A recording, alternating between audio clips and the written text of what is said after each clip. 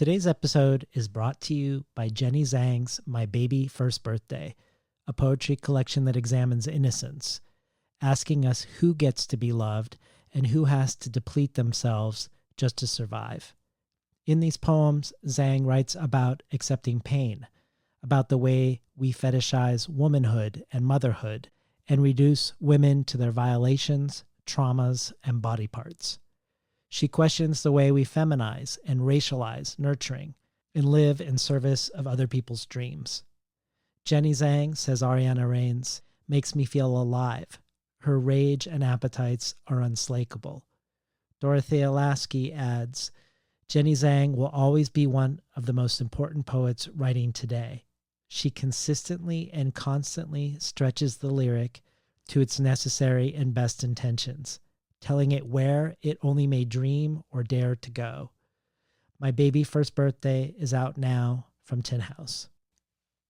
I'm really excited to share today's conversation with the Mexican novelist Fernanda Melchor, not only because Melchor is an important contemporary Mexican writer, not only because Hurricane Season is her English language debut, a debut that finds her on the shortlist for this year's Booker Prize, but also because her appearance on Between the Covers is her first radio or podcast discussion in English about this book or about her writing in general. We talked from my home in Portland, Oregon, and hers in Puebla in Mexico, but the book takes place in a fictionalized version of Veracruz and its surroundings, the Gulf Coast region where she grew up.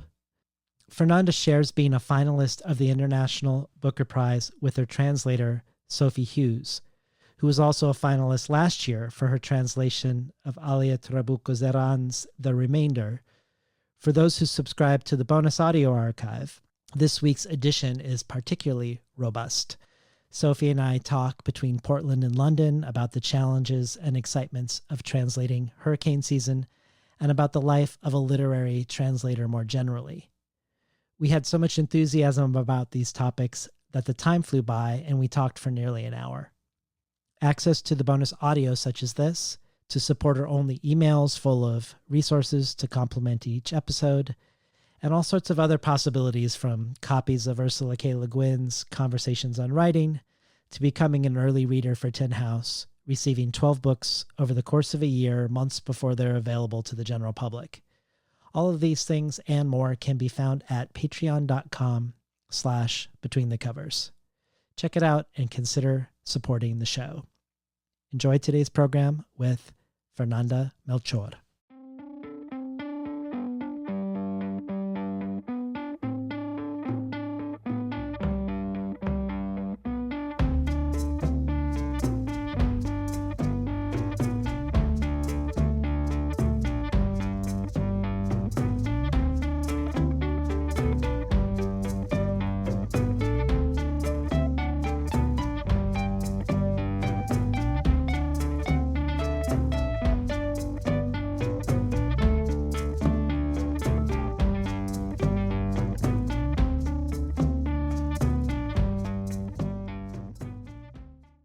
Good morning and welcome to Between the Covers. I'm David Naiman, your host. Today's guest is Mexican novelist Fernanda Melchor. Melchor received a degree in journalism from Universidad Veracruzana, where she was coordinator of communication of the Veracruz del Rio campus, and she has a master's in aesthetics and art from the Benemérita Universidad Autónoma de Puebla. Her fiction and nonfiction has appeared in the Paris Review, Le Monde Diplomatique, GQ, Vanity Fair, and Replicante, among many others. She's the author of the essay collection Aquí no es Miami and the novel Falsa Liebre, and in 2018 she won the PEN Mexico Award for Literary and Journalistic Excellence. Fernanda Melchor is here today to talk about her first novel to be translated into English, Hurricane Season, just out from New Directions and translated by Sophie Hughes. Fernanda Melchor won the 2019 Anna Segers Prize from the German translation of Hurricane Season, along with her translator Angelica Amar, joining past Between the Covers guests Cristina Rivera Garza and Yuri Herrera in earning this distinction. Hurricane Season has also won the International Literature Award and an English Pen Translates Award. And Fernanda Melchor and her translator Sophie Hughes are shortlisted for the 2020 International Booker Prize. Publishers Weekly says of Hurricane Season, Melchor's English language debut is a furious vortex of voices that swirl around a murder in a provincial Mexican town. Forceful, frenzied, violent, and uncompromising, Melchor's depiction of a town ogling its own destruction is a powder keg that ignites on the first page and sustains its intense, explosive heat until its final sentence. Ben Lerner adds, brutal, relentless, beautiful, fugal. Hurricane Season explores the violent mythologies of one Mexican village and reveals how they touch the global circuitry of capitalist greed. This is an inquiry into the sexual terrorism and terror of broken men. This is a work of both mystery and critique. Most recent fiction seems anemic by comparison. And finally, Jeremy Garber says, Hurricane Season is an unrelenting torrent of violence, barbarity, recrimination, sex, greed, trauma, corruption, neglect, fear, lust, deceit, baseness, and the insidiousness of evil. The young Mexican author writes with unflinching ferocity, and her propulsive prose is simultaneously scintillating and suffocating. Hurricane Season brings to mind other darkly delirious works of semi-fiction like Raphael Chervis's On the Edge, Bolaño's 2666, or even the novels of Santiago Gamboa. Inspired by a story Melchor encountered in a local newspaper, Hurricane Season offers a testimonial of our increasingly depraved age of disconnection and disposability, a remarkable, indelible work of art. Welcome to Between the Covers, Fernanda Melchor. Hello, David. Hello, everyone. So one of your books prior to Hurricane Season is a nonfiction book called Aquí no es Miami, which will be called This Is Not Miami in its eventual English translation. That book is a series of true stories that are set in and around the city of Veracruz where you grew up. And while Hurricane Season is fiction, the people in it feel similar to the real people in these more journalistic literary pieces that you wrote. The idea for Hurricane Season began itself with a real life event. And at first you wanted to write something in the spirit of Truman Capote's In Cold Blood. So I was hoping maybe we could start with your encounter with the real life incident. What about that incident captured your imagination? And then ultimately why you decided to write this as fiction rather than as another piece of nonfiction? One of the things I found more interesting about this case, well, I don't know if I should call it a case. I read once in the newspaper around the year 2012, I think. I was working back then in Veracruz. I studied journalism, but back then I did social communication, for a university. So I was in my office reading the newspaper, and I found this story about a witch who was murdered in a small village outside in the outskirts of the port of Veracruz, where I was working and living. And one of the things that most impressed me was the fact that the policeman, the journalist, everyone in that small news story seemed to believe that witchcraft could be like a motive for a murder. So I thought that was really particular about a city. I thought that was something very particular about Veracruz. The spiritual beliefs in witchcraft and sorcery. And I was just trying to figure out what was behind that crime, like if the killer said to the police, I murdered her because she was doing witchcraft on me. I wanted to understand what actually had happened, the story behind that story.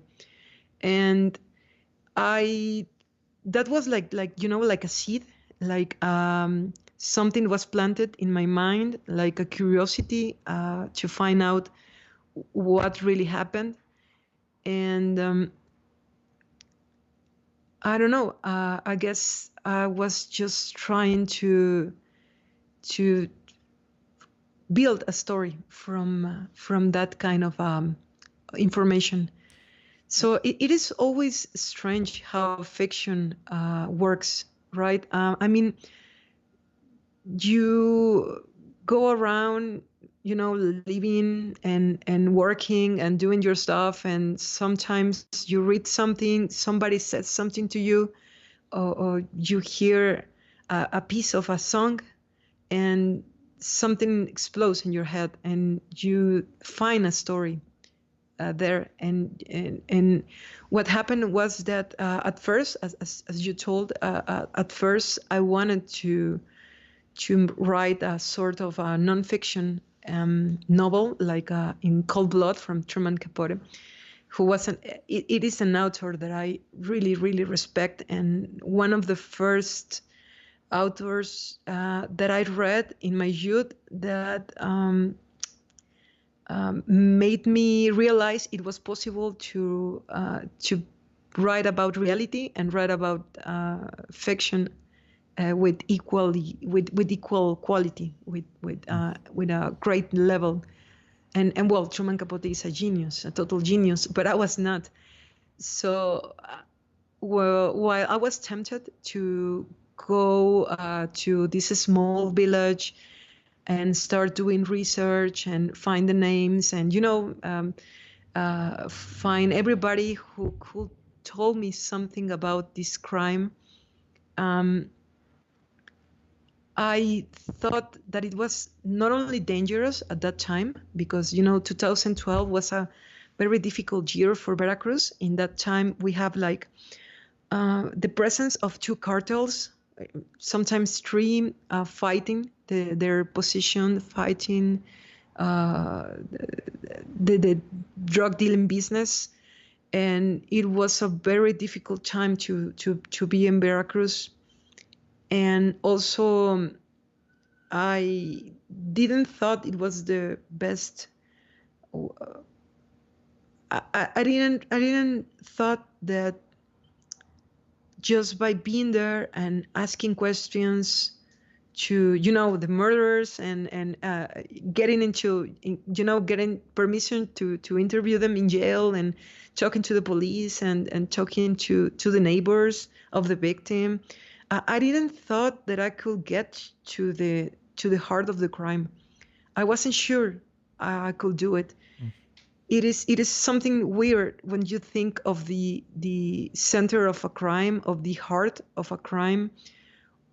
What lays in there, and what will anybody will want to share that with another person, and stranger like me, a stranger woman like me. So I thought it was a bad idea from the beginning. So maybe I tried to console myself that I could do that research through fiction.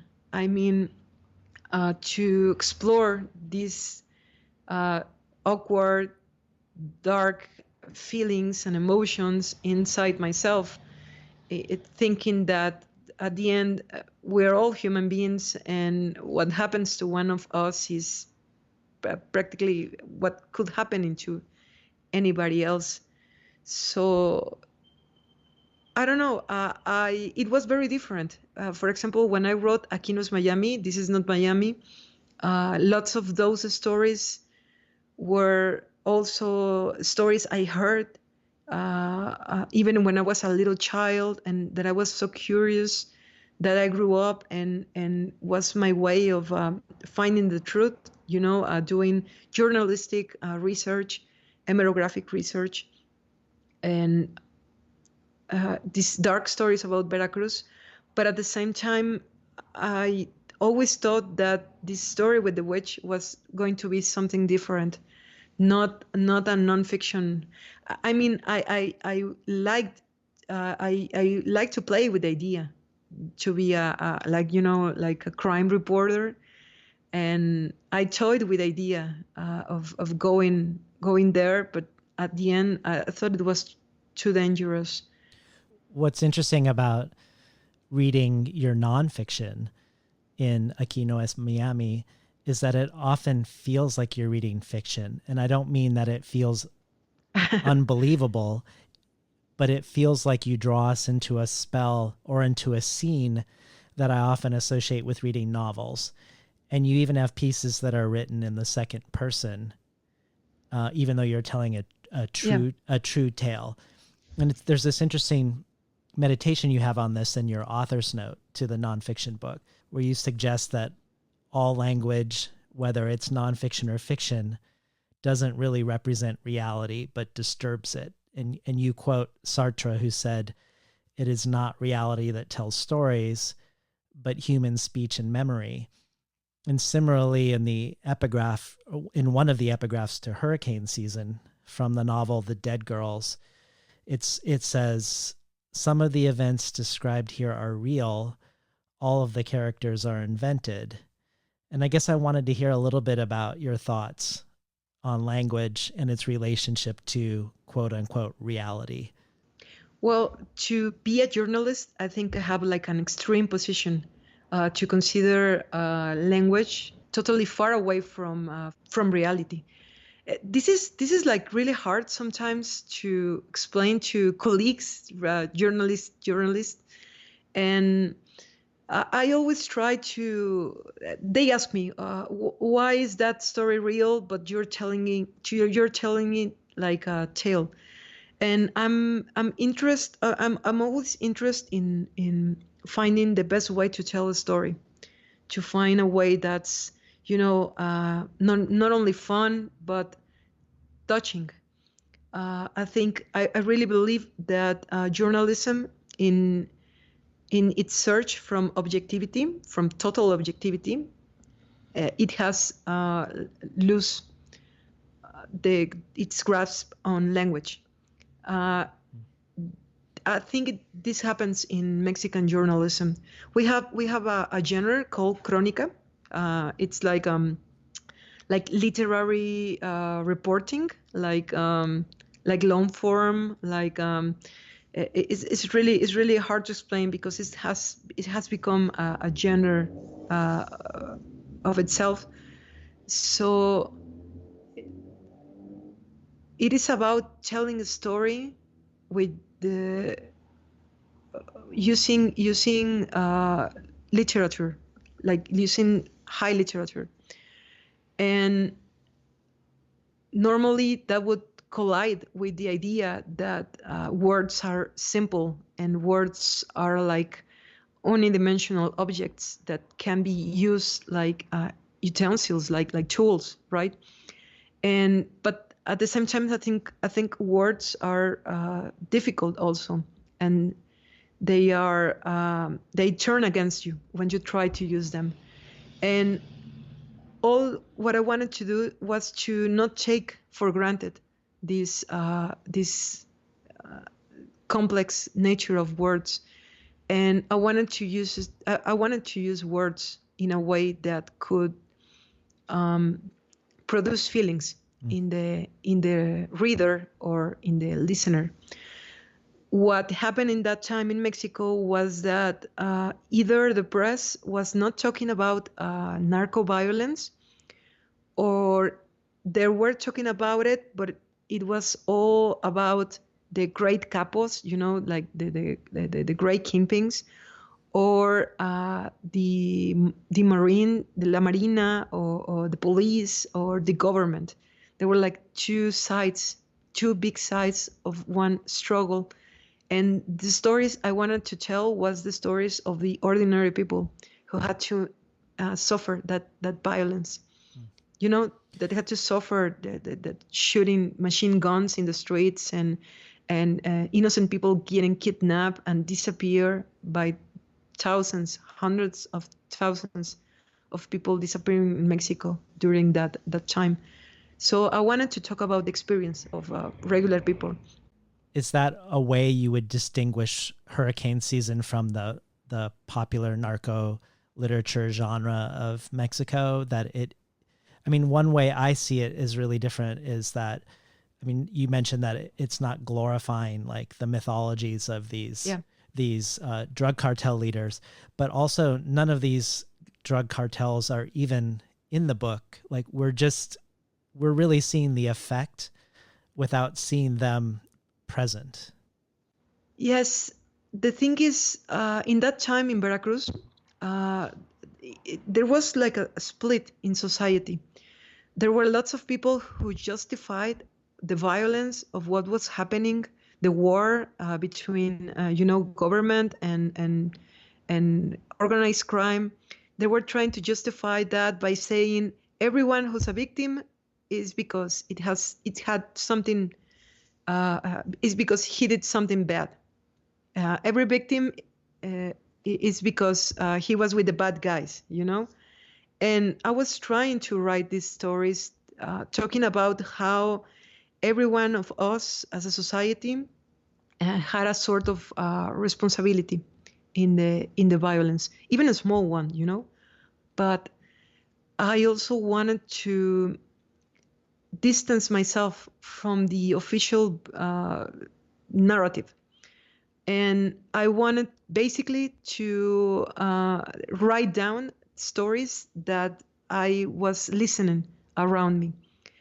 And the thing in Veracruz is people, they have a really strong oral speech culture. In Veracruz, to be popular, you have to tell jokes, no? You have to improvise poetry. It's called decimas. Everything has to be with verbal expression and rhythm. And I think this has to be because of our multiple multilingual and multicultural origins. Veracruz was a city that didn't exist before the Spaniards came to Mexico. It was founded by Spaniards and populated by indigenous people from Mexico. And also we have the presence of people all over the world and an important presence of an African root in Veracruz. So this kind of mix makes a culture that gives really, really great importance to speech. And that means that people are great storytellers, but nobody cares for writing those stories. So legends, stories, folk tales are very important in our culture, but at the same time, it is like an art that you practice by talking. So I wanted to write some stuff because memory is treacherous for us in Veracruz. So in the case of lots of anecdotes that I wrote down were present in my life since childhood, but nobody could tell me when actually that happened. So I had to go to the archives and the library and the hemeroteca, and search for the actual information. So in a way, it was like discovering where I was from and the stories where I was from.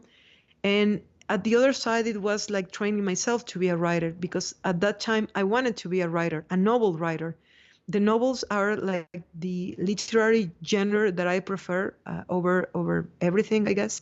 I was a novel reader since a very early age, and it is just a literary form that I feel really passionate about. And I wanted to be a novel writer, a writer of novels. But the way for me to create literary muscle, like writing skills, was to for me, I thought it was studying journalism and beginning by writing these nonfiction stories, because it was easier for me to find the best way to tell a story if the story wasn't mine, if it was something that I could trace and search and investigate.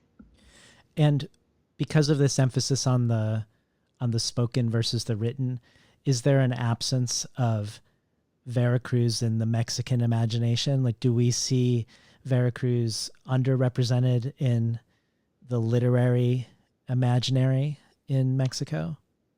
I think it's the disappearance of Veracruz imaginary is more recent because Veracruz was a port founded by Spaniards, so it was a very important place at the beginning of Mexico's history and as a colony. Uh, we always joke and say that everything that's good and bad entered through Veracruz because it was the only port that it exists in Mexico for a long time and the most important. So through Mexico entered the Spaniards that end up conquering Ciudad de Mexico, the old Tenochtitlan. So through Mexico came all the disease of the old world, for example, that took the lives of millions and of indigenous people. And through Veracruz, we got what we now in Mexico call our culture, or mix of beliefs and ideas, and this complex mix of different elements that now makes us Mexicans. And at the same time, there was lots of presence of Veracruz in the first chronicles, historical chronicles, or chronicles of traveling people, travelers who came to Mexico. Humboldt, for example, had to come through Veracruz, so he knew Veracruz pretty well. And there was lots of times that Veracruz was the center of historical events also. But what I think is now in contemporary literature, and I'm thinking from the beginning of the 20th century, just to now, I think there's been a prevalence of the life of Mexico City in Mexican literature. Now you see it, for example, with authors like Carlos Fuentes or Roberto Bolaño, who's not Mexican, of course, but well, he kind of did his whole career, part of his career in Mexico. So I'm going to consider him a little bit Mexican. And they always talk about Ciudad de Mexico, Mexico City. And Mexico City is this huge monster of a city, and it's super interesting on its own, and totally worth writing about it. But I think between Mexico City and the north of Mexico, like the border, who's given lots of stories about not only narco violence but migrations and about the perks of the lives of the people who work and cross the border every day. So I guess Mexican literature has forgotten a little bit about the South. So I kind of thought it was necessary to talk about Veracruz. And what else could I also talk about? One has to write about what is familiar to oneself. In case you just tuned in, we're talking today to Fernanda Melchor about her first book in English, Hurricane Season. Well, I think in the American imaginary around Mexico, we mostly hear, like you said, we mostly associate the violence of the drug cartels and the epidemic of femicides in Mexico as occurring along the northern border, or perhaps secondarily in Michoacan. But in reading about and doing preparation for my conversation with you, it was interesting to discover not only that 2018 and 2019 were the worst years in Mexican history for the disappearance and murder of women, but also Cristina Rivera Garza at World Literature Today was saying that 10 women are killed and 4,320 women are raped in Mexico every day, but that Veracruz, not the northern border, is the worst region right now for femicides. And hurricane season opens in a fictional town called La Matosa, with 5 boys playing down by the river and discovering the corpse of a girl that they called the witch. And then the rest of the book follows the lives of 4 different people in the town. And through their day-to-day lives, we're able to sort of piece together bit by bit what may or may not have happened that led to the murder. So I was hoping maybe we could have you talk to us about the witch as a figure and about the witch's mother, the legend and the lore that surrounds this character. Because while the witch feels like a real person in the story, she's imbued with a lot of contradictory fictions that are projected on her from the people in the town. So her identity feels like it moves between fiction and nonfiction in the minds of the town people as we read the book. Well, one of the things that we were talking about, the inspiration, the nonfiction inspiration for this novel, and one of the things that I found really interesting was the witchcraft, because actually in real life in Veracruz there are lots of people who believe in witchcraft, and I think it's become also a way to find a sort of healthcare, traditional healing, and in a country where the health system is very much damaged and not very well built in the first place. And at the same time, I thought that the witch was a great symbol, of course, that I could use this story to tell a story of a strong woman, fear and fear and love by its community, by her community. I don't really think in terms of symbols or subjects when I start writing. I normally let myself be carried away by characters.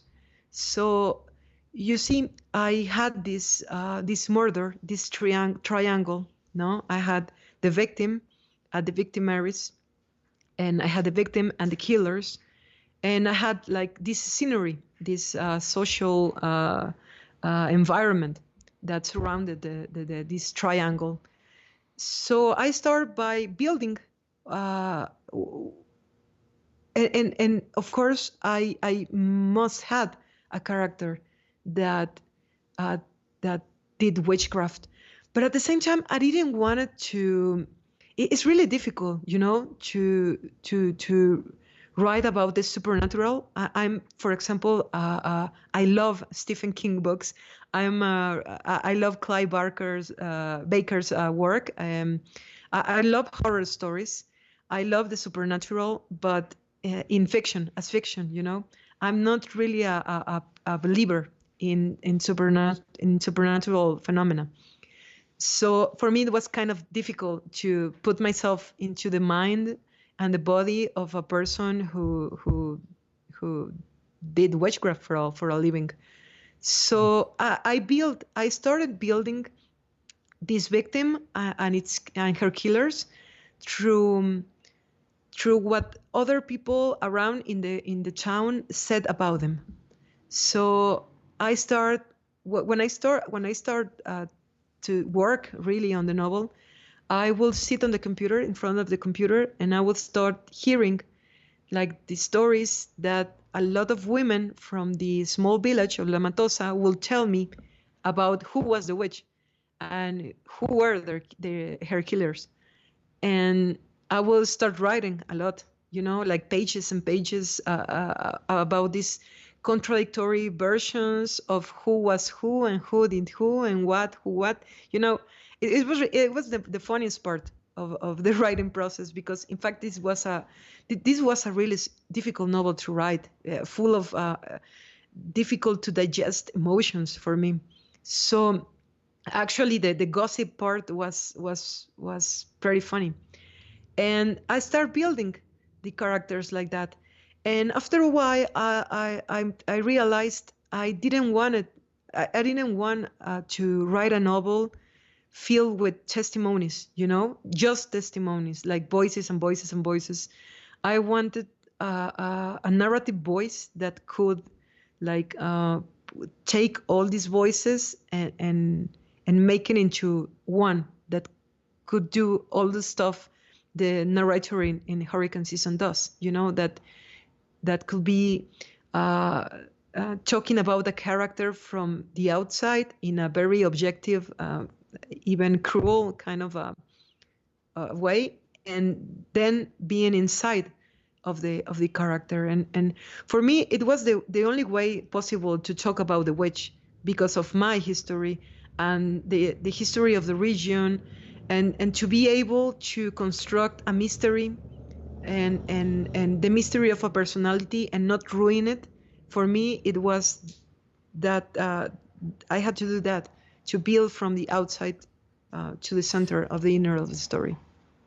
And it sort of creates a hurricane-like structure where the witch is at the center of the story, but never given a voice. So the witch is almost constructed through the storm of all of this gossip about her, but not really granted personhood herself. Like she's laughed at for how she dresses or speaks or behaves, but at the same time, everyone seems to need her. The women go to her for herbal treatments for abortion, and the men go there for sex parties, even though they're proclaiming publicly that she disgusts them. But the part of the story that leaps out to me is that her mother is not only accused of killing, the witch's mother, who was originally called the witch, is not only accused of killing her husband, but most notably of casting a curse that killed her 2 sons. I wondered if that was a nod to the mythology around La Llorona, who drowns her own children and then roams the earth crying for them and stealing the souls of other children in the process. And are you making a connection with the witch and La Llorona, or perhaps other Mexican or Veracruz specific ghosts or spirits that I might not be aware of? Yes, of course. With La Llorona, a traditional mythical figure, some historians trace her back to before the colony, before to the Aztec Empire even. And I thought all of these stories of tragic women, that renounce to their sacred obligations as women, as mothers.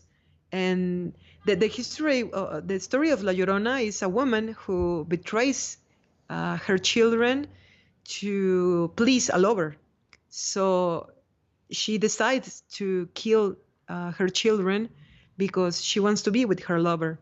And she's condemned to spend the whole eternity, haunting the city of Mexico, crying, my children, mis hijos, mis hijos. And they're mostly stories of women getting punished, right? So yes, I wanted to play with the idea of these old dramas, or these tragic women figures. There's also another legend that's in Hurricane Season that's about the girl in white, and it's a story about you go, if you're a boy, you wake up at night and I don't know, you want to do mischief and you go out of the house and you hear a voice calling your name, and when you turn around is the girl in white, and it's a girl totally dressed in white, and her face is so horrific that you drop dead at that time, right? And those stories were haunting for me when I was a child. I was one of those little girls that couldn't take horror stories, but at the same time wouldn't stop wanting to listen to them. So kind of I remember going to parties, and we all, at the end, we all end up sitting in a circle telling like campfire stories, but without the campfire, right? And I remember being fascinated by those kinds of stories. So I wanted to use them as a sort of scenery and sort of symbols also to talk about the fear of women. Finally, I think misogyny and femicide at the end they are based on a tremendous, horrible fear of women. The fear of women as authoritarian figures, but also the fear of women uh, as her capacity to give birth and to bring about the unknown. You know, I think there's a mythical instance where women are considered to have a strength, a particular strength, not shared by any other sex. So I don't know. I thought it was fun to talk about that, and I really wanted to write a story where I could understand myself. I think I'm always trying to write something because I want to understand what I'm writing. And I wanted to understand how it could be so easy in a country like Mexico to be a woman and to be killed almost for nothing and nothing happens, you know? I think that's horrendous and one of the most devastating things that is going to take a huge, and it's taken a huge toll already in Mexican culture. The way women are considered to be expendable, you know, like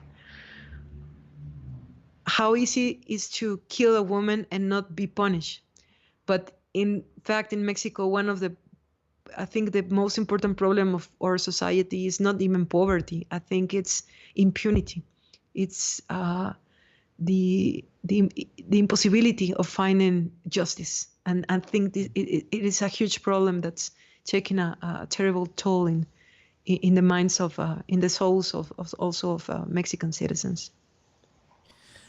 I want to talk more about that, but right before we do, I wanted to ask you one more question about mythologies that's more Veracruz specific than La Llorona, because in the fictional story Hurricane Season, the capacity of the witch to create curses and poisons seems very much tied to the buried history of colonial violence, because the herb she harvests for the poisons literally grows from the ruins of ancient pre-colonial tombs that got buried in a hurricane landslide. And the town itself is built on the ruins and bones of the previous town swallowed by a landslide. And in the opening to your nonfiction essay, Reina Esclava o Mujer, Queen, Slave, or Woman, you talk about how your father felt the center of Veracruz was full of ghosts. Also, how the very first painting of Veracruz shows ghosts drunk with dirty faces lying in alleyways. And I was hoping you could talk about this real life ghostliness of Veracruz, but maybe more specifically about Evangelina Tejada, because it feels like the way that maybe in a larger Mexican sense, parents would use La Llorona to scare their children to not stray. In Veracruz, it seems like Evangelina Tejada, a real person, was used in the same way to get children to behave or to eat their vegetables. I think it has to do with Veracruz being a really old city and an antique city. Well, for the New World, of course. This year, Veracruz was 500 years old. It has something to do with this verbal quality of speech in Veracruz, of communication. As the stories are transmitted from person to person, from generation to generation, they kind of became legends instead of actual facts. So, but I think that's something that happens everywhere.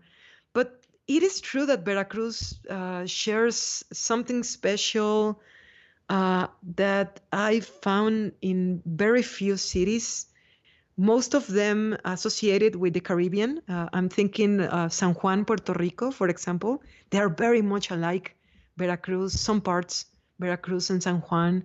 Or I'm thinking also um, New Orleans. Well, I have to admit, I've never been to New Orleans. I'd love to, but it is one of those cities that you've read so much about it in novels and seen so much about them in movies and that you kind of get to know them. And there was a time where there was a steamboat that went directly from Veracruz to New Orleans.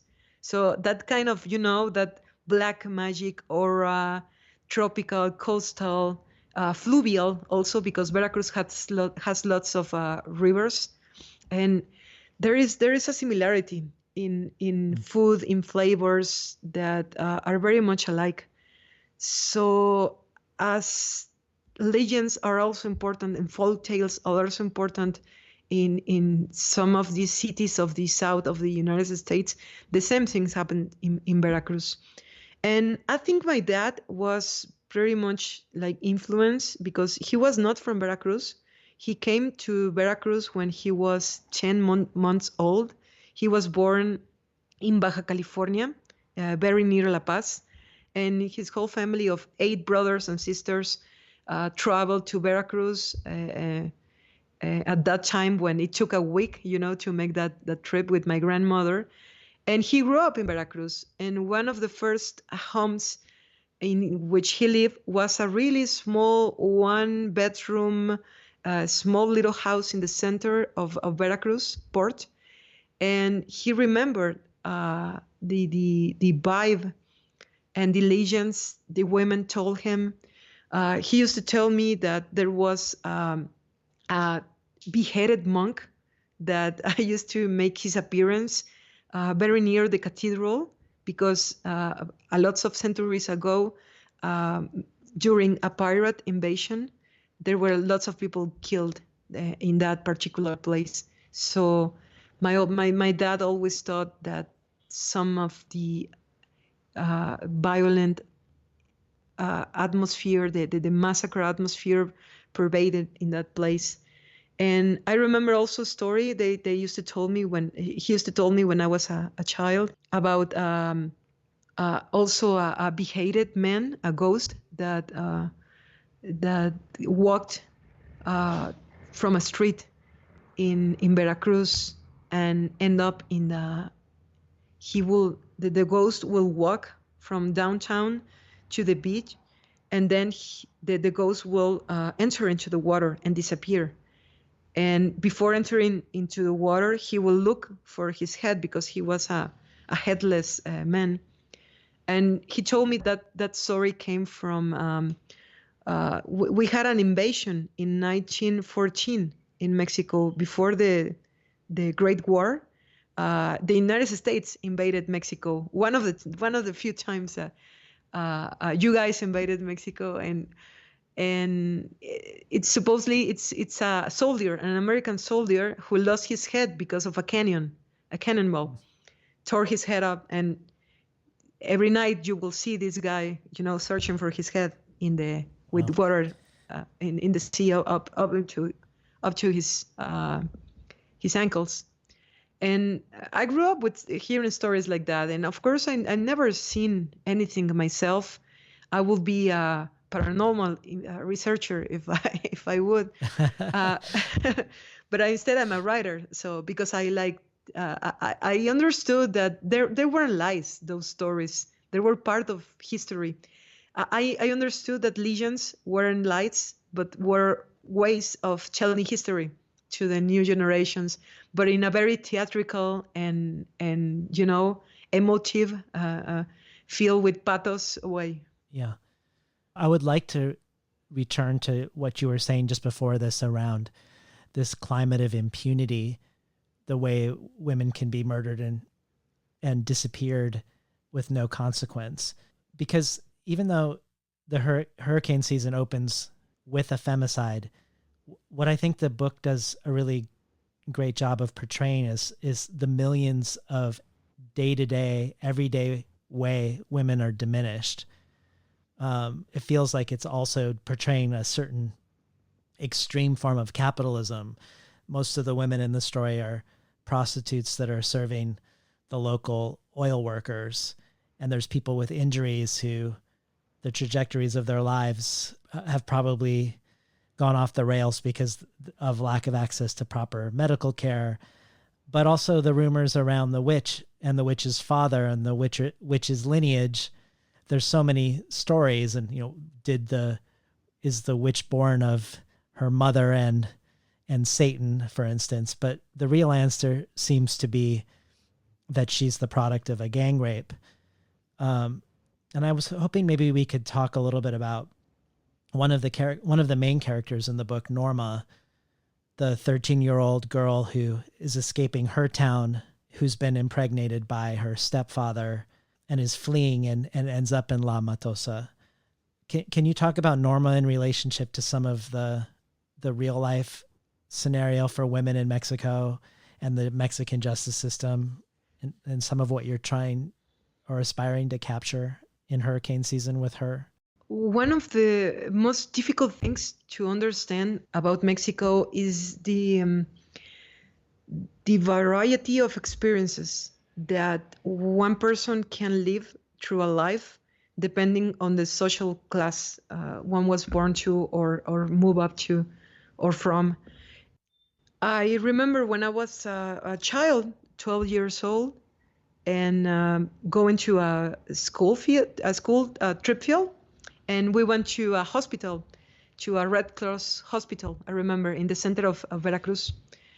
And there was a maternity wing in that hospital. And I remember that the doctor who was giving us a tour in the premises, and we were like sixth grade students, most of the boys and girls there. And he told us that in the maternity, there were two girls who were our age and already having a child, right? And for me, it was shocking, no? It was impossible. I couldn't picture myself having a child at 12 years old. But surrounding, my life as a middle class, student, I knew there was a society that allowed that kind of a phenomenon. And for me, growing up was to realize the different ways a society could be violent toward women. I remember when I was also like 10 years old and reading the newspaper. Yeah, a lot of things that I write came from the newspaper. In Mexico, we have a special gender of journalistic, sensationalistic journalism. It's called Nota Roja. It's not a section per se. It's like the criminal and justice information, but it's always tell like in a very sensationalistic and dramatic way, like like a fairy tale of horror, a kind of a. And I remember reading about the raping of a 8-year-old without saying her name, but there was the story who talked about a man who raped an 8-year-old. And I was like, Mom, what's rape? And my mom was like, okay, it's when somebody do something you don't like to you. And I was like, okay. But it was everywhere. And growing up in that society, you realize it's everywhere. It's really everywhere. And it's at the same time horrifying. And at the same time, you familiarize yourself with it, and it becomes totally normalized after a while.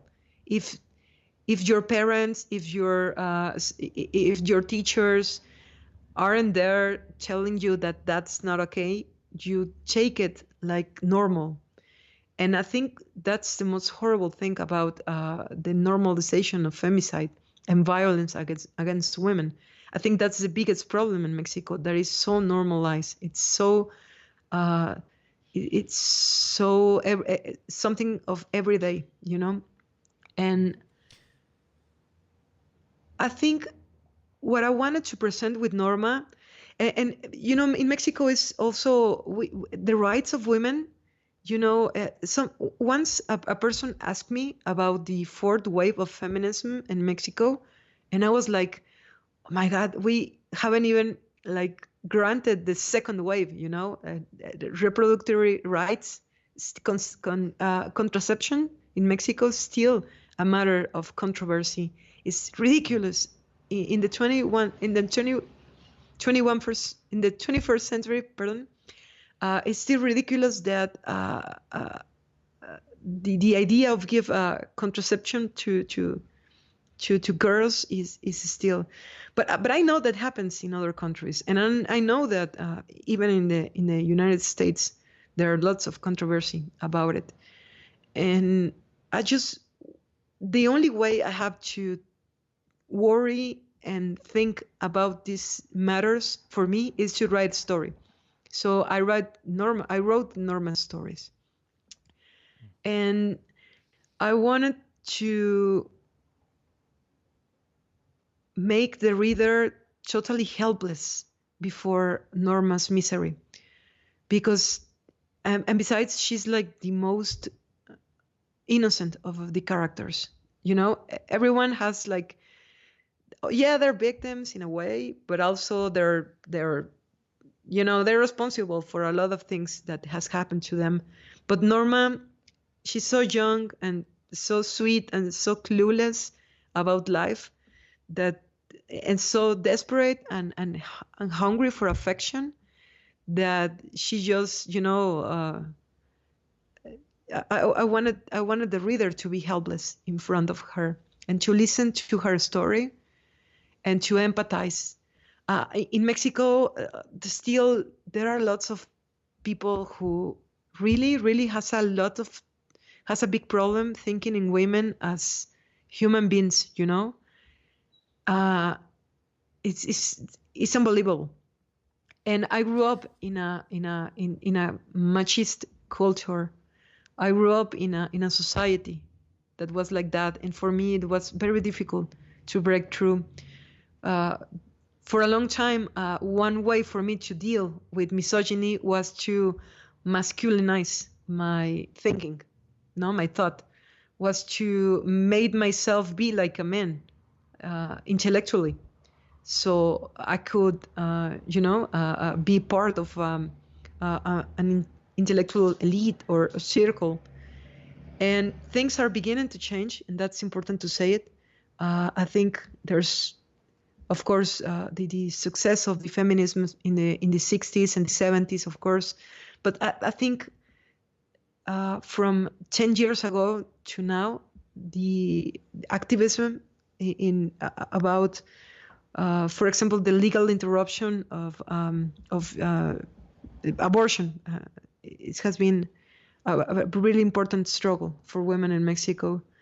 But still, I think there are conquers that could be, could disappear in any moment. I think our societies in general, not only Mexican society, but I think everywhere, we're like regressing to conservadorism, to authoritarianism. I think it's the world is a scary place, no, and the people's reaction is always to go inside and go back and gather yourself, but we have to fight against these impulses, because it is not only about our family, it's about the human race. You made a reference to some of the recent hopeful things in terms of the recent strikes by women and the Me Too testimonials by women in Mexico. Does that seem promising to you at this point? It is, because women slowly start to realize their role in society, that what that role could be. not an imposed role, but something more free, with more freedom and with more joy. Women are starting to realize that they don't have to be mother if they really don't want to be, and that they don't have to get married if they don't want to, that they can enjoy their bodies and their sexuality as they please without being have to be obedient to a particular religion. So I think the most important change is in the newer generations. I think that the girls who are growing up in a most free atmosphere are happier. But also I realize that's sometimes only possible in certain uh, layers of the society, because at the same time, as you say it, in Veracruz, rural Veracruz is number one in femicides in whole Mexico. And Mexico still, as a country, I think we're number one in teen pregnancy and teen and infant pregnancy, which is horrible. And still, there are lots of Mexico inside Mexico. You go to Mexico City and stay in a nice hotel in La Condesa, and you'll never see, for example, the rural part of Veracruz or Guerrero or Michoacan, as you said. I want to take this question of Norma as a character and bring it together with something we've been talking about, which is this question of the way that stories that we tell are sort of an overlay on top of reality, or a disturbance of reality, or maybe simply part of reality. We see that in a lot of your essays, like the one about the UFO sightings near Veracruz that end up being planes full of cocaine, or your essay about a prison that is emptied out so that a film or a movie financed by Mel Gibson could be filmed in the prison, but then he hires people to be prisoners in the prison, or actors as prisoners in the prison. But at the heart of the story that is hurricane season is another story that is told to us that we see Norma encountering specifically. It's a story that pregnant 13-year-old Norma reads from a book called Fairy Tales for Children of All Ages, which she seems to be reading to make sense of both menstruation and why her period has stopped. And we're going to have Sophie Hughes, your translator, read that fairy tale for us in English, but I was hoping maybe first you could introduce us to it. Anything that you'd want to say about the fairy tale and how you see it functioning at the heart of the book. And then maybe we can hear a little bit of the music and syntax of that story in Spanish. It is a story that Norma finds in a little book, and she reads, and by reading it, she kind of realized something about what's happening with her body. And in particular, it's a story that I really love. I really love as a child. It actually exists. And at the end of the book, I thank Carmen Lira, who's a Costa Rican writer who wrote that story. And I always love it because, I don't know, because of the song, and there's a song that the witches sing constantly, and the hunchback, the two hunchbacks try to complete a song. And it's weird because every child I know that listens to that fairy tale sings the song kind of the same way. And so I'm going to read a little bit in Spanish of the beginning of the story. Un día que regresaba de la escuela, Norma se encontró tirado en la calle un librito de papel rústico con la portada de cartón rota, que se llamaba Cuentos de hadas para niños de todas las edades. Y al abrirlo al azar, lo primero que sus ojos vieron fue una ilustración en blanco y negro en donde un hombrecillo jorobado lloraba aterrado mientras un grupo de brujas con alas de murciélagos enterraban cuchillos en el bulto de su espalda. Y la ilustración era tan rara que sin importarle la hora ni la lluvia inminente, sin importarle tampoco que tenía que llegar a casa a lavar los trastes y encargarse de sus hermanos antes de que su madre llegara de la fábrica, Norma se puso a leer el cuento completo en la parada del camión, porque en casa no había nunca tiempo para leer nada, y además ni se podía, con el barullo que montaban sus hermanos, y el ruido de la televisión encendida, y los gritos de su madre, y las chanzas bufas de Pepe, y la pila de tarea que tenía que hacer después de fregar las ollas de la comida que ella misma había cocinado al mediodía, antes de irse a la escuela. Así que se cubrió la cabeza con la capucha de la chamarra y encogió las piernas bajo la campana de su falda, y se dispuso a leer completito el cuento aquel de los dos compadres jorobados, porque así se llamaba la historia, y que trataba de un jorobado que una tarde se perdía en el bosque cercano a su casa, un bosque oscuro y tenebroso, en donde decían que las brujas se reunían para hacer sus maldades, y era por ello que el hombrecillo tenía tanto miedo de estar ahí perdido, sin poder hallar el camino de regreso a su casa, vagado en la penumbra hasta que se hizo de noche, y entonces vio una hoguera a lo lejos, y pensando que se trataba de algún campamento, corrió hasta allá, seguro ya de haberse salvado. ¿Y cuál fue su sorpresa cuando llegó al claro donde resplandecía la gigantesca fogata, y se dio cuenta de que aquello era un aquelarre, una reunión de brujas, de viejas horrorosas con garras en vez de manos y alas de murciélago que danzaban macabremente en torno al enorme fuego mientras cantaban lunes y martes y miércoles 3, lunes y martes y miércoles 3, lunes y martes y miércoles 3, y reían estrepitosamente con sus horribles carcajadas de arpías y lanzaban aullidos a la luna llena. One day, on her way home from school, Norma found a little paperback book with a ripped cover and fairy tales for children of all ages written across it. And on opening it at random, the first thing she saw was a black and white illustration of a little hunchback, crying, terrified, while a coven of witches with bat wings stabbed the hunch on his back. And the illustration was so strange that, ignoring the time and the imminent rain, ignoring the dishes waiting to be washed and her siblings who needed feeding before their mother got home from the factory, Norma sat down at the bus stop to read the whole story, because at home there was never time to read anything, and even if there were, she wouldn't be able to, with her siblings' racket, the blare of the TV, and her mother's constant yelling. Not to mention Pepe's fooling around or the piles of homework that awaited her each night after washing the pots, which she herself had used at noon before leaving for school. And so she pulled the hood of her coat over her head, folded her legs under her skirt, and she read the whole story from start to finish. The tale of the two hunchbacks. That's what the fairy tale was called.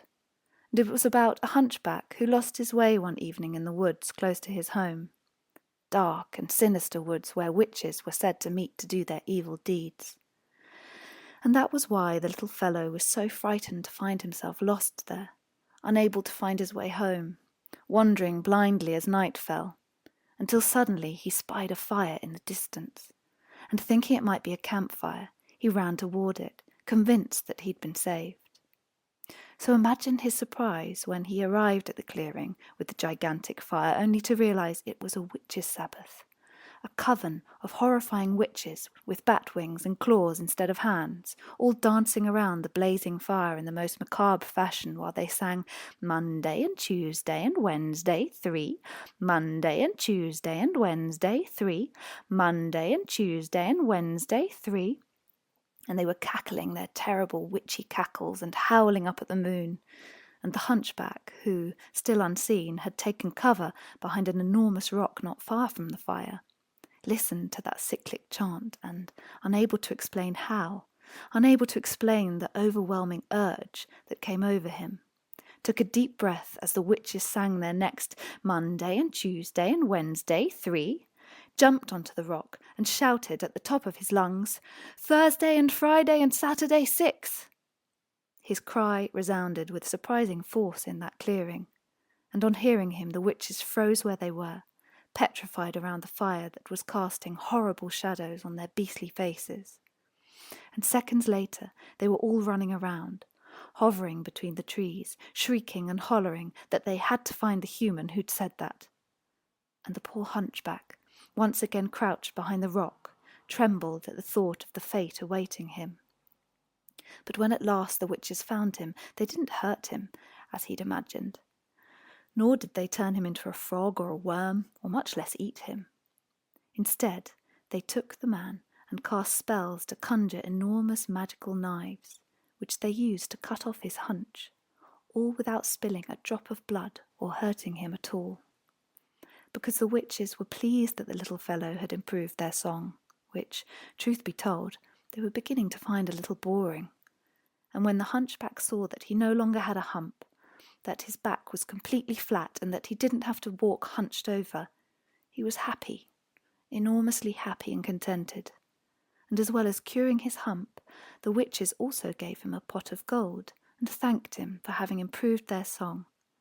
And before resuming their witches' Sabbath, they showed him the way out of that enchanted part of the woods, and the little man ran all the way home and straight to his neighbour, who was also a hunchback, to show him his back and the riches he'd received from the witches. And his neighbour, who was a mean, jealous man, believed that he deserved those gifts more, because he was more important and more intelligent, and those witches must be real fools to go around giving away gold just like that. And by the following Friday, the jealous hunchback had convinced himself that he should copy his neighbour. And as night fell, he entered the woods in search of that coven of cretinous hags, and he walked for hours in the darkness until he too lost his way. And just as he was about to collapse against a tree and cry out in fear and desperation, he glimpsed, in the distance, in the thickest, gloomiest part of the woods, a fire surrounded by witches dancing and singing Monday and Tuesday and Wednesday 3, Thursday and Friday and Saturday 6, Monday and Tuesday and Wednesday 3, Thursday and Friday and Saturday 6. And with that the jealous neighbour scurried toward them and hid behind the same enormous rock. And at the next round of Monday and Tuesday and Wednesday 3, Thursday and Friday and Saturday 6, the vile little man, who, despite believing himself more intelligent than his neighbour, was not the smartest of fellows, opened his mouth, took the deepest breath he could, cupped his hands around his lips and shouted, "Sunday 7!" with all his might. And when the witches heard him, they froze on the spot, petrified in the middle of their dance, and that dimwit of a hunchback emerged from his hiding place and opened his arms to reveal himself, thinking they'd all flock to him to fix his hunchback and hand him a pot of gold even bigger than the one they'd given his neighbour. But instead he saw that the witches were furious, clawing at their chests and yanking out great clumps of flesh with their own nails, scratching their cheeks and pulling the flowing hair that crowned their horrific heads, roaring like wild beasts and screaming, "Who's the fool who said Sunday? Who's the wretch who ruined our song?" And then they caught sight of the mean little man and zoomed towards him, and with hexes and jinxes they conjured the hump they'd removed from the first man and put it on him, and as a punishment for his imprudence and greed they placed it on his front. And instead of a pot of gold, they pulled out a pot of warts that hopped out of the container and immediately stuck to the body of that despicable man, who was left with no choice but to return to the town like that, with 2 humps instead of 1, and warts all over his face and body, and all for having come out with his Sunday 7, the book explained. And in the final illustration of the story, the jealous neighbour appeared with 2 humps, one deforming his back, and the other making him look pregnant. And that was the moment Norma finally understood how silly she'd been to think that the fateful Sunday 7 was the blood that stained her panties each month, because clearly what it referred to was what happened when that blood stopped flowing, what happened to her mother after a spell of going out at night in her flesh-coloured tights and her high heels, when, from one day to the next, her belly would start to swell, reaching grotesque proportions before finally expelling a new child, a new sibling for Norma, a new mistake that generated a new set of problems for her mother, but above all for Norma. Sleepless nights, crushing tiredness, reeking diapers, mountains of clothes covered in baby vomit, and crying, unbroken, ceaseless crying.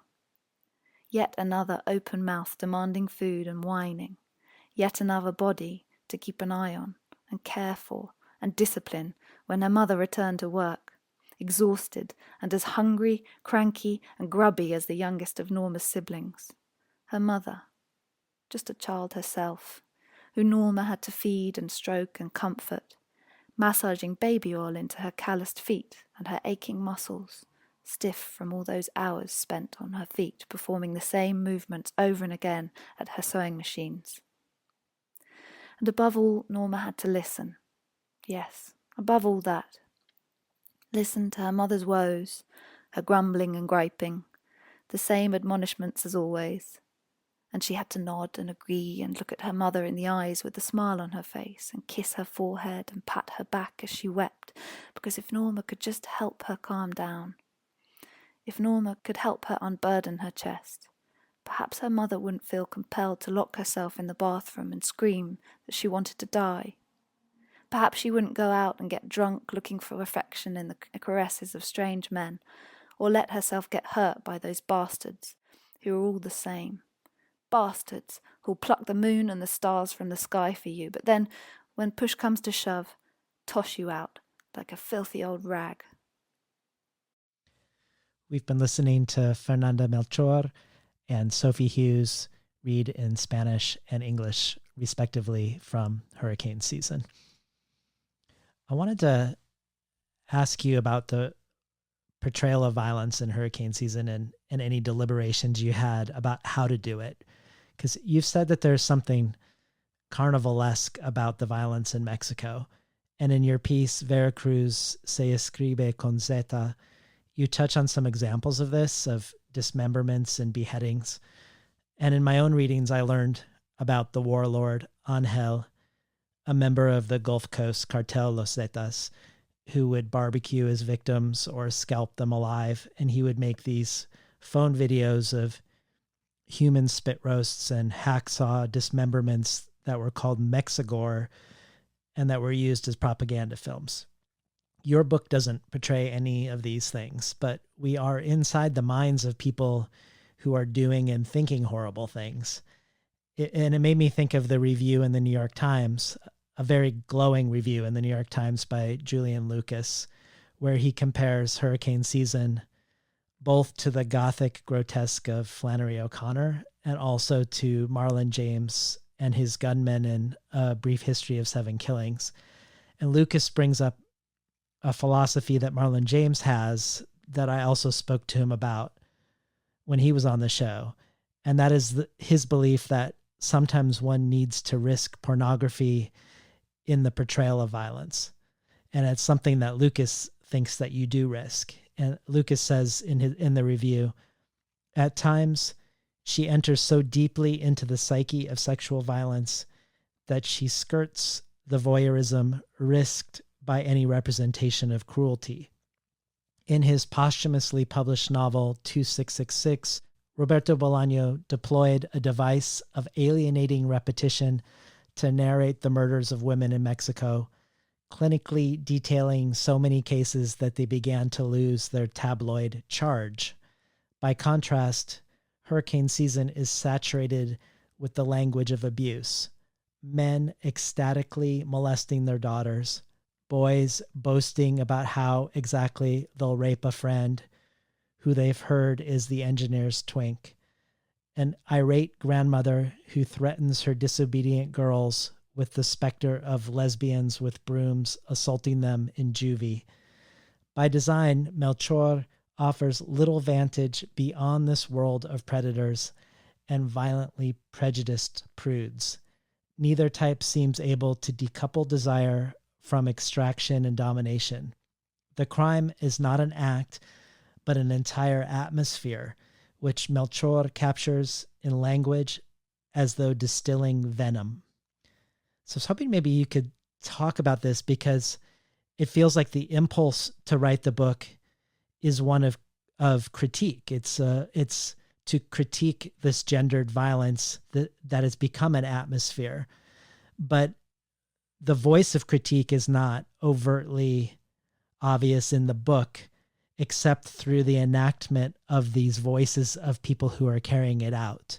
So I was curious if you could talk about your own philosophy, whether it's similar to Marlon James or, and what were some of your deliberations around how to do it, how to do a portrayal of violence, how to show within the minds of perpetrators violence without perpetrating violence yourself? I actually I agree with Marlon James. He is an author that I admire. I think it was in one interview for El País in Spain that he talked about you need a lot of self-control when you write about violence. And he gave the example of the Picasso's Guernica, this huge painting, and beautiful and horrible at the same time. And I think autocontrol, I think a care with pace, and I don't know if I have a philosophy as such, but I do think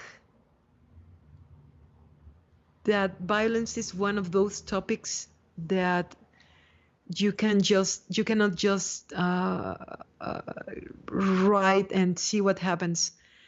I'm always afraid I'm always afraid of questions about violence, because when you talk in abstract about violence, you kind of sound ridiculous and pompous, and it's so difficult to get carried away with philosophical stuff in which you don't even believe, right?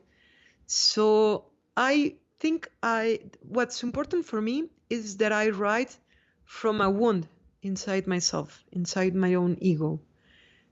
We all have wounds, I write from that sort of gap inside myself, and I try to liberate and name the most awkward feelings that I can find there.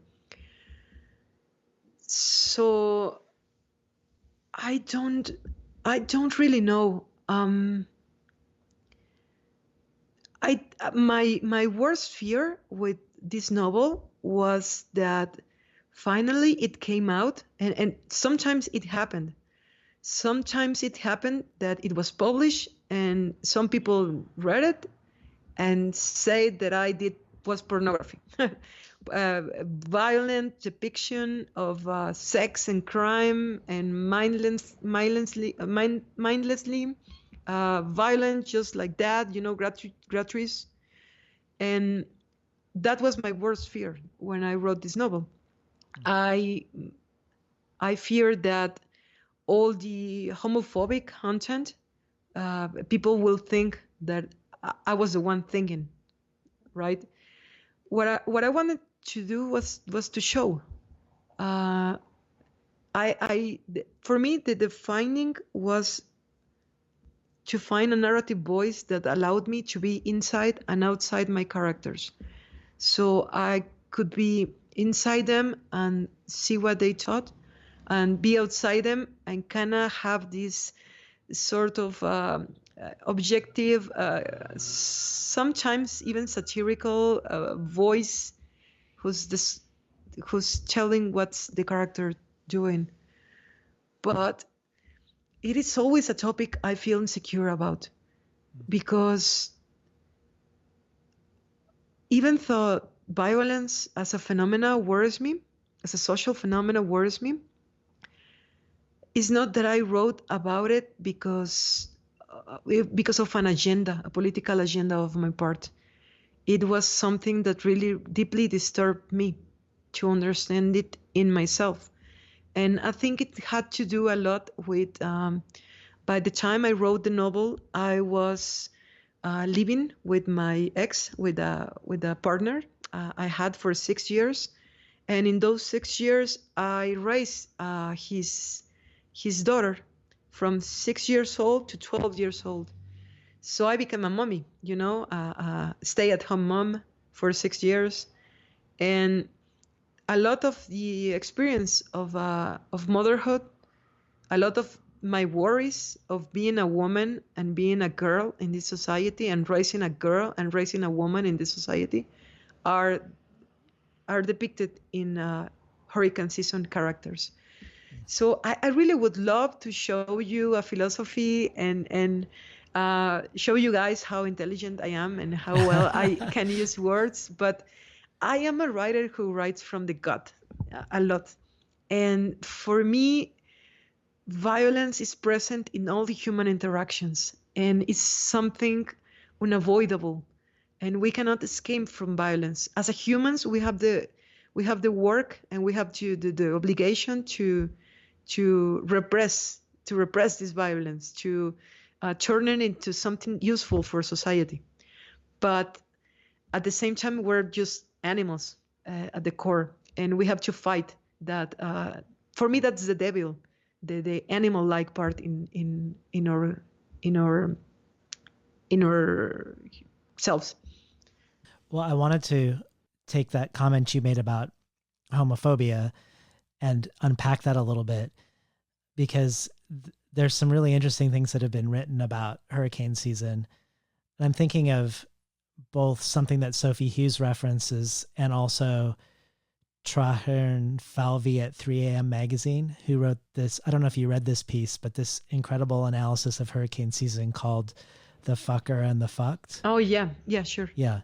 And they both cite the writings of Octavio Paz on the word la chingada in relationship to your writing. And Falvey says, in attempt to define the national character of Mexico, Octavio Paz writes at length about the verb chingar, which can be translated as to fuck. He calls it a magical word with various meanings, but which always contains the idea of aggression, an emergence from oneself to penetrate another. And then Falvey goes on to talk about how this town of yours, La Matosa, is described by you as the ass end of nowhere, and that the characters in your book explore the many ways in which people fuck each other over or fuck each other up or simply fuck each other. But I also wondered about this question of the fucked and the fucker in relationship specifically to homophobia and transphobia, because as the novel progresses, the gender of the witch seems less clear, and that perhaps the men are going there to have sex with a man, and they're going pretending that the man is a woman, or that perhaps that this witch isn't a man, but non-binary, or perhaps trans. But also because characters like Brando would only seem to consider themselves homosexual if they're being fucked by a man, if they're being penetrated, but not if they fuck them. So he is very homophobic, but he also is engaging in homosexual activity. So in a way, it feels like the war that's taking place in La Matosa isn't just a war against women, but against the feminine and the feminized, regardless of the gender of the person. It's a phallocentric society. Yeah. And I think, and now that that I think of it, I think this carnivalization, it's really present in masculine sexuality overall in the novel, because there's like a subversion all the time of what's desire and what do people must do with desire. So there's a sort of confusion. For example, with this character Brando's main trouble is that he can have what he really desires, because what he desires is totally forbidden for society. So he has to find ways to express his desire without losing face, without being ostracized, and overall not being rejected by himself, not hating himself. So that that leads him to hating himself, precisely. But that's the problem with a phallocentric society, as it happens in Mexico. Phallocentric, as you know, centered in the phallus, in the genitalia of the men genitalia, masculine genitalia. Everywhere in Mexico, sometimes you can think that Mexican men are kind of little boys, always worried about their ditties and drawing them everywhere. And for example, in Mexico, saying stuff or a thing, you say a verga. That is, the dick, like a bad way of saying penis. So they're always hanging around with the dick in their mouths, saying that word all the time. So it's kind of I don't know. I don't know much of psychosocial, aspects of this kind of sexuality, but I wanted to draw in the big picture. I wanted to draw. Of course, I wanted to include some characters extremely worried about the genital aspects of sexuality. And in the case of Randall, I think it's clear. It is true. And for many men I know, if they are the active part of a homosexual relationship, they are not being homosexual.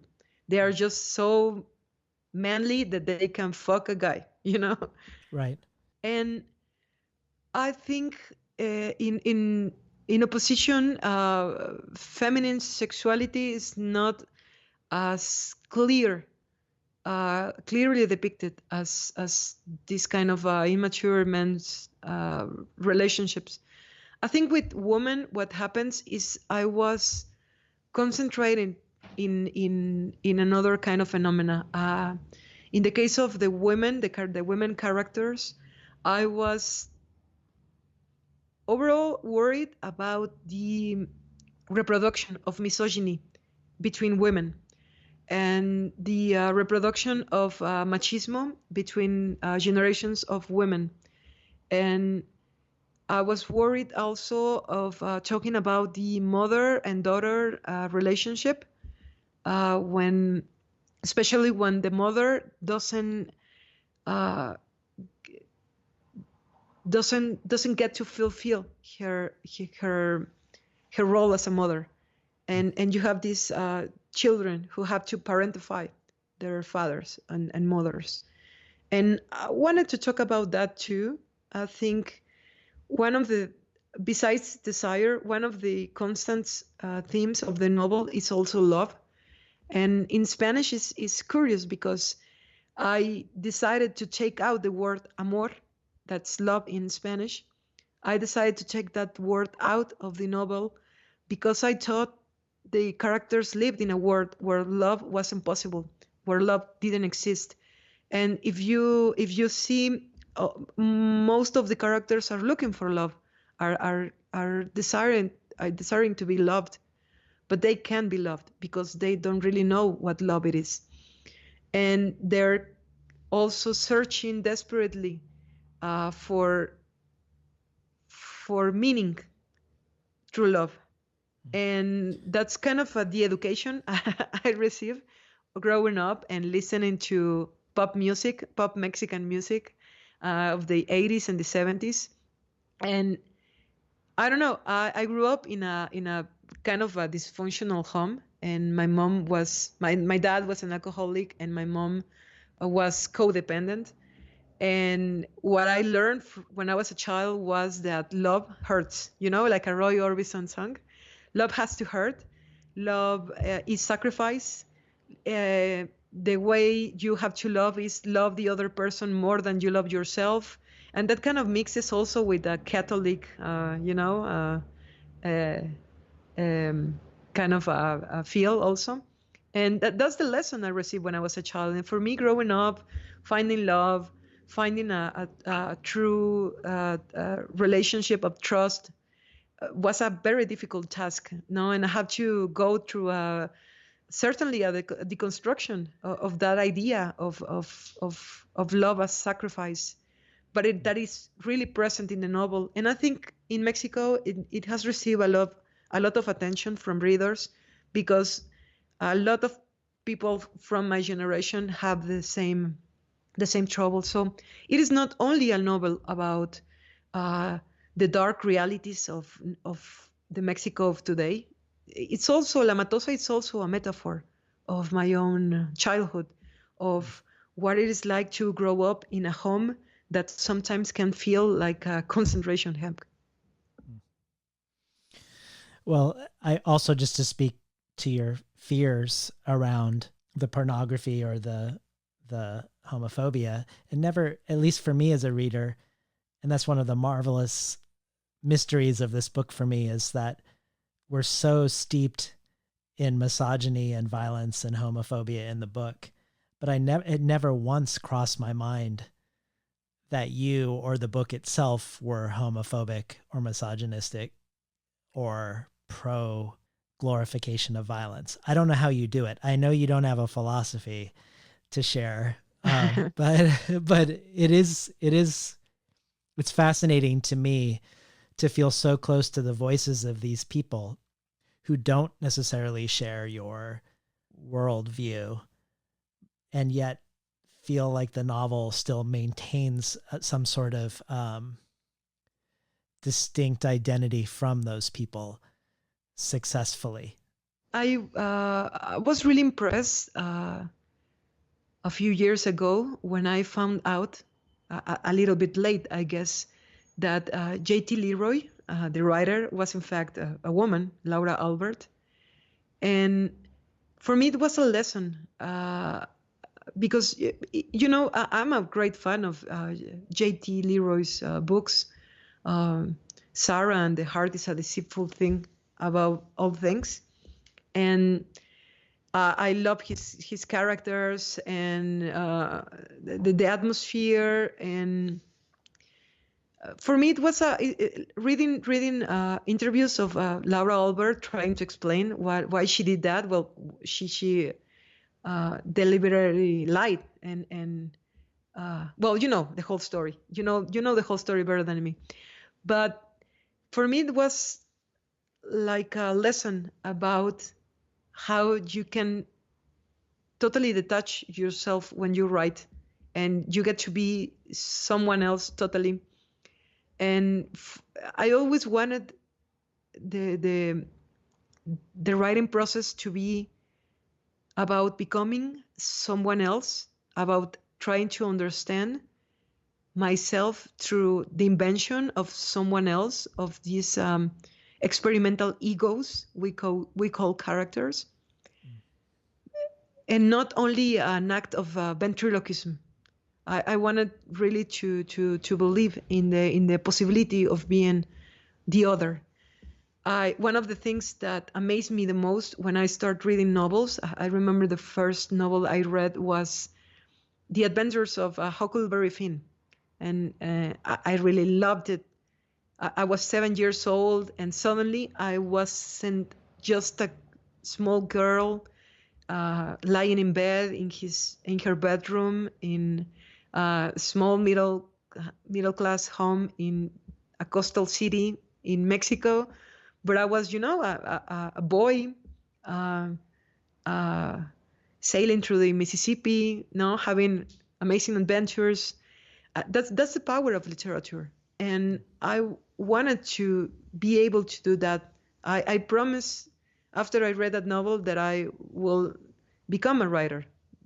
That's the only thing that ever interests me since that age on.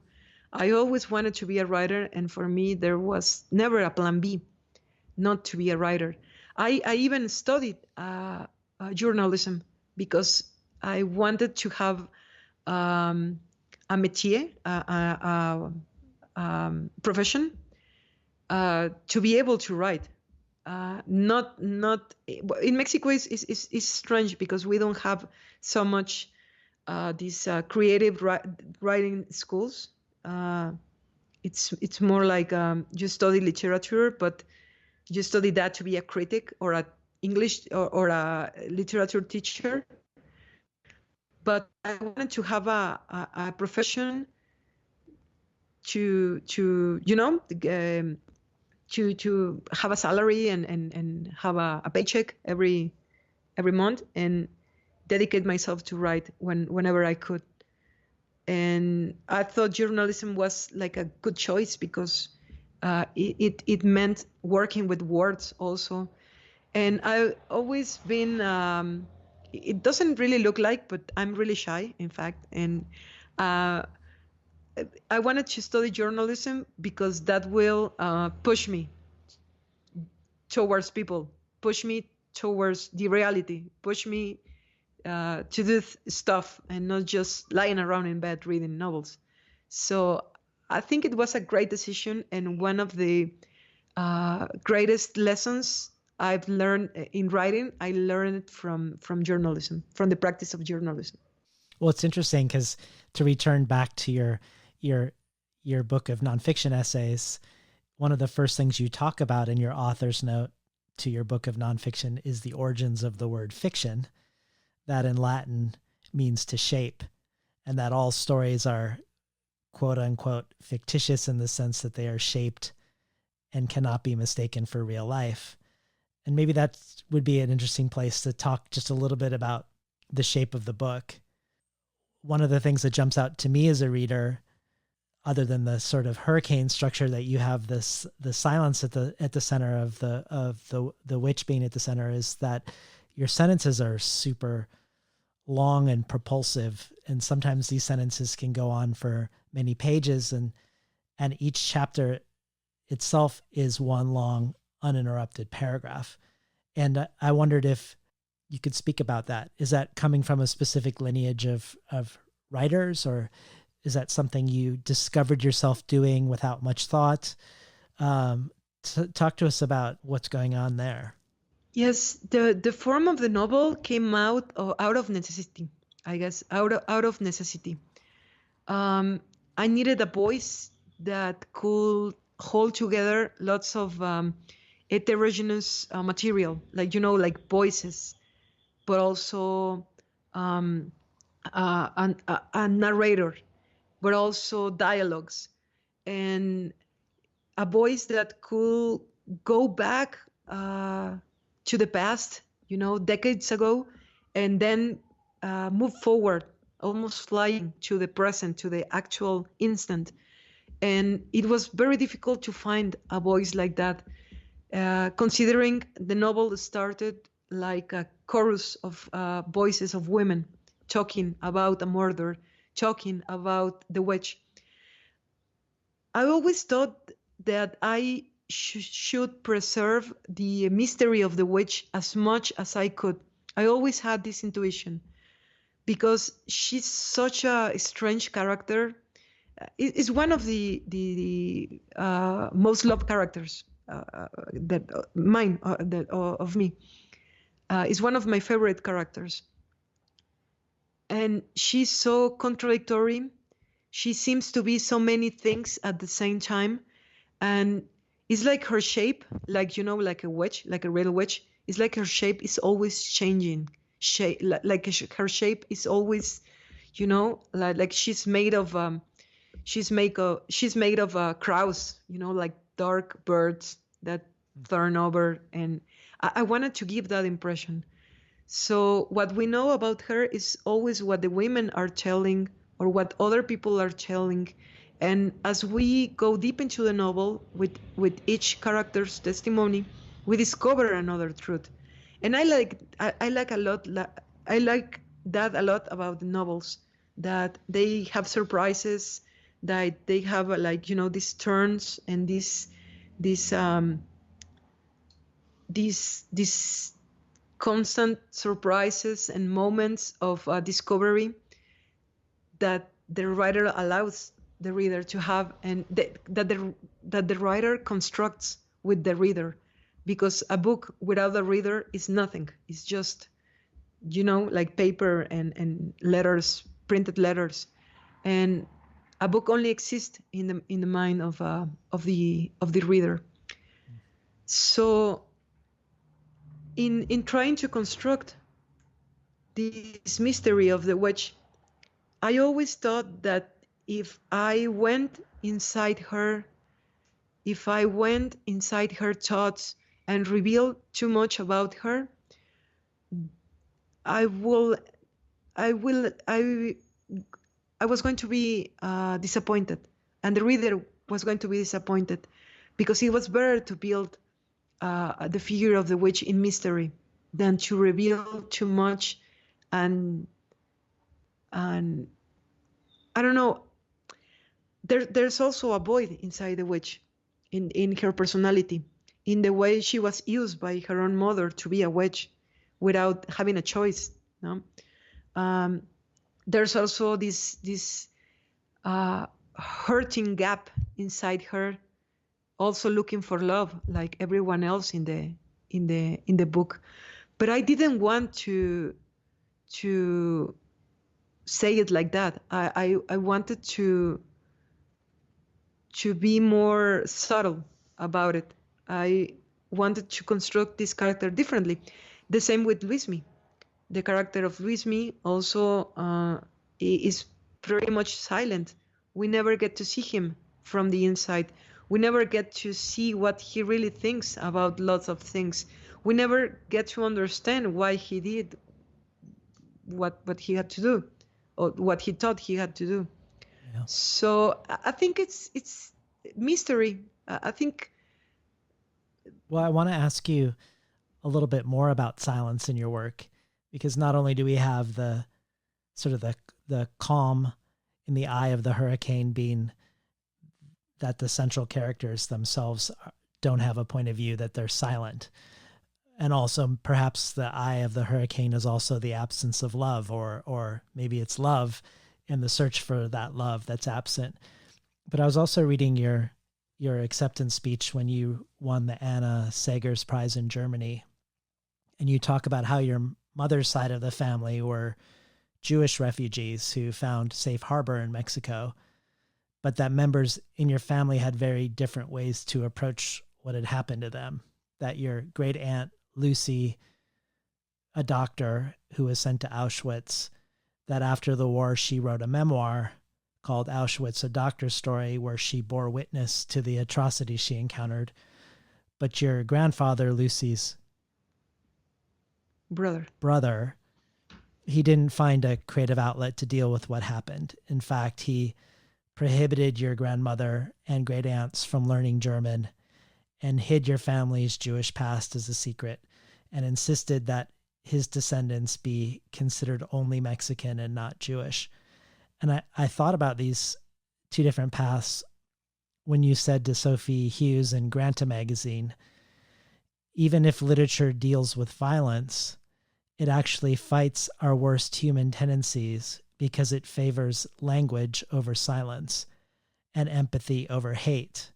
For me, this means I must try to tell a story in a way that prompts the reader to wonder, what are the true differences between her and this ruthless character she's reading about? And I wondered if you see this belief in language over silence, is it somehow connected to this inherited trauma of your own ancestors, that in some way you're choosing Lucy's path rather than Manfredo's path? Yeah, definitely. I think it's hard to be the person in a family who decides to break the silence.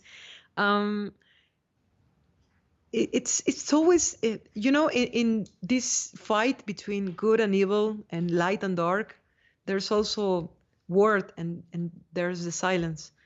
And it doesn't necessarily mean that dark is bad or evil is not necessary, or that silence is also not necessary.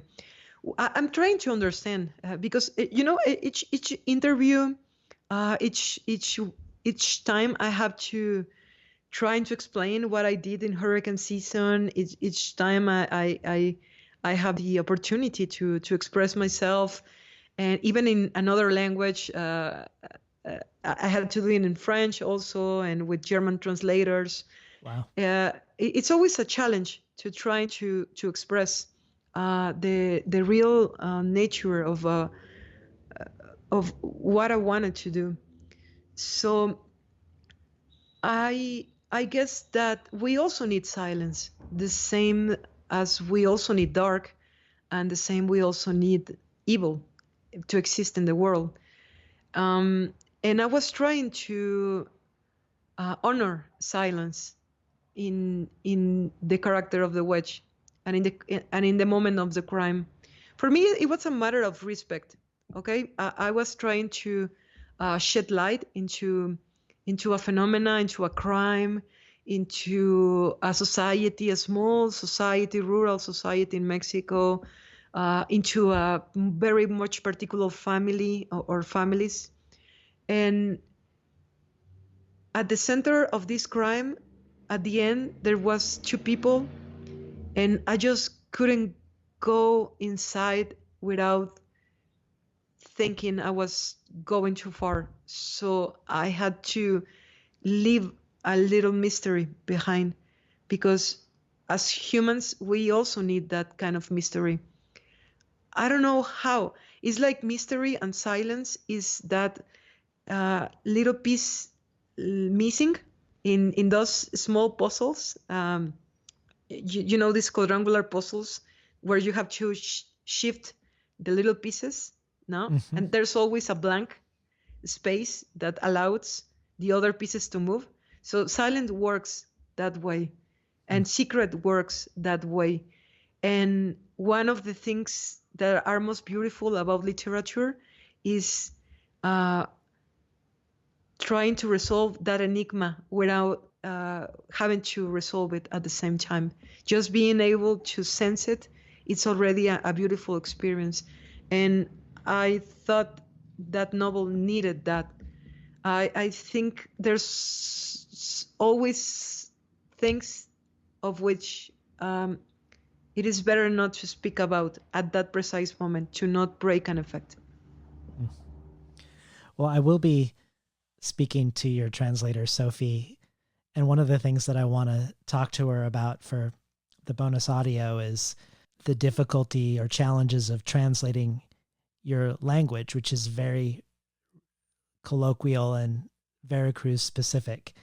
A lot of profane vocabulary that I imagine would be really difficult to translate into English. But you've described it as wanting a language that you wanted a language to be coastal and torrid, and that you looked to Juan Rulfo, who managed, the way you described it is he managed to paradoxically create a new Mexican language with the same old words. But what's interesting to me is that while your project is very deeply particular and very regionally specific, you often are mentioning influences that are American also, like you've mentioned J.T. Leroy and Stephen King, but you've also mentioned in other places, just in general, not specific to hurricane season, David Lynch's Blue Velvet, Dennis Cooper, William Faulkner, and you do some translation from English to Spanish. And I guess I was just curious how, if at all, you see these interests or influences from the Anglophone world finding themselves in hurricane season. Is there any of that cross-cultural pollination happening? I definitely think it is happening. One of the novels that changed forever what I thought what was a novel, it was Blood Meridian from Cormac McCarthy. Yes. And recently I've been reading a lot of A.M. Holmes. I really love her short stories. I think she's amazing. Too. She's, like, I don't know. I have to think she's like a straight arrow, that goes just into the mark. And I think it's pretty common for Mexicans to absorb and consume American culture. What is more common is like mainstream culture, mainstream TV and mainstream music. But literature is always been important for me, and I think Spanish as a language and Latin American as a culture, we have a language that's really welcoming open to another languages. There's lots of books that are translated to Spanish. So we Mexicans can read a lot of books. We tend to read lots of books that are written by many people from all over the world, and of course, Americans are an important part. And I don't know. I think it has to be with. For me, it has to do a lot with cinema, because I remember when I was 14 years old, 15, and I got a bootleg copy of Blue Velvet in a VHS tape record, horrible, in a tape, in a VH tape. And I saw that year, I saw David Cronenberg's Videodrome also. And for me, that kind of cinema for me was like an entrance to a whole different way of telling things, and a whole different aesthetics. I remember for me were also turning points. This movie Kumo from Harmony Korine, directed by Harmony Korine, or Kids from by Larry Clark.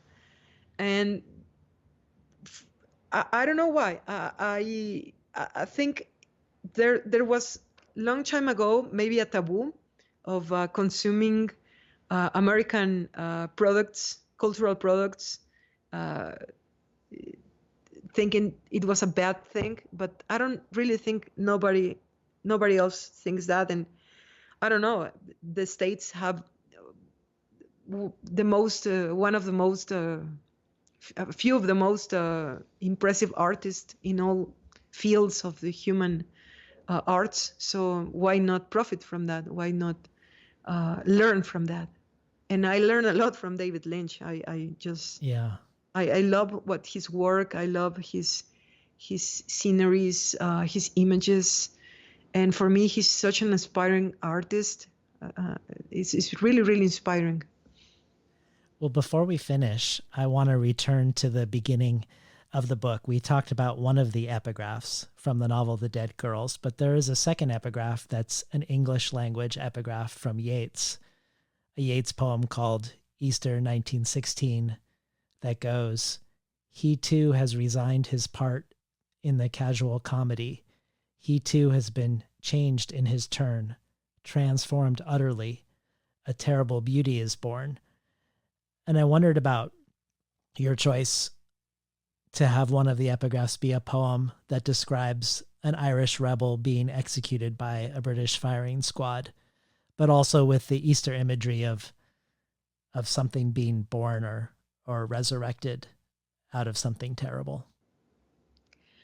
Well, I think I meant it more in ironic way when I decided to use that epigraph.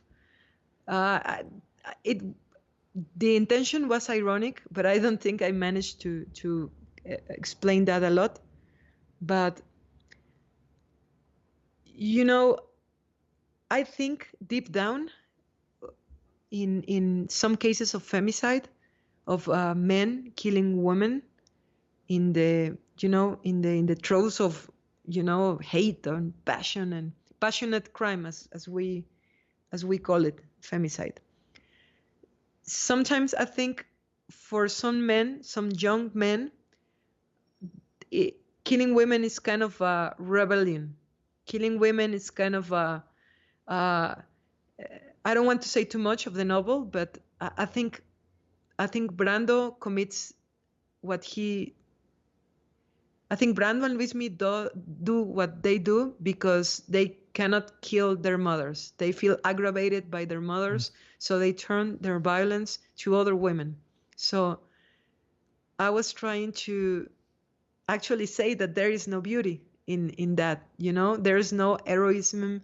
There is no act of liberation or freedom. There is just a horrible murder. And I was trying to be ironic, but maybe I don't know. After talking with a friend, we got to the conclusion that an epigraph is not just the perfect way to be, the perfect place to be ironic. So What are you working on? What are you working on now, and what can we expect from you next? I'm working on a new novel. I'm kind of polishing the final draft, and it's been a very interesting work. I cannot reveal much because that will make me feel really bad afterwards. I already know how that goes. Well, let me ask you this, because I saw you on Twitter. You tweeted in Spanish, finished. Terminé. Yes, which suggests you finished a draft, I'm guessing, which perhaps you've unlocked the secret of how to write while we're under quarantine and a pandemic. So I think it was a matter for mental health for me. So I was working in this draft from forever, from a year ago, and I really wanted to have it done. And what happened was that I was so focused in the draft that I totally leave out the COVID and quarantine and coronavirus and people dying. And I know it sounds terrible, but for me, it was a matter of survival, of surmounting anxiety. And now that I finished, it's like everything fell over me like a building, it's I barely begin to manage all the losses that I'm facing this year, for example, due to coronavirus. So yeah, you can lock yourself up and write your asses off, but at the end, reality will come to get you. So but it sounds like a great strategy, though, to stave off reality by continuing to produce more art. Well, as I told you, I didn't have any choice. It was my way of dealing with the situation. Yeah. And it was nice because I didn't have so many distractors. I wasn't tempted to go to Paris, for example. So I think it worked. Yeah. Well, thank you so much for being on Between the Covers today, Fernanda. Oh, thank you, David. Thank you for the invitation. This has been a wonderful experience. We've been talking today to Fernanda Melchor, the author of Hurricane Season. You've been listening to Between the Covers. I'm David Naiman, your host.